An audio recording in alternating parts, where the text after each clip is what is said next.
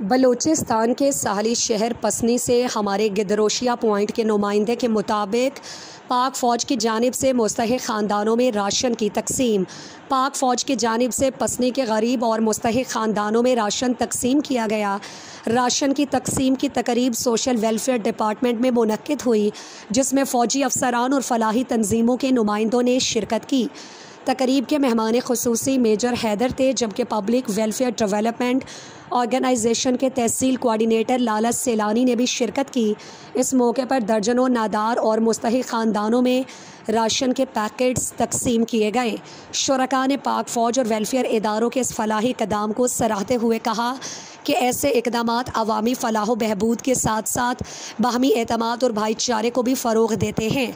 इलाका मकीनों का कहना था कि मुश्किल हालात में पाक फ़ौज और समाजी इदारों की जानिब से ताउन से न सिर्फ अवामी मुश्किलात में कमी आती है, बल्कि मुआशरती हम आहंगी को भी तक़वियत मिलती है।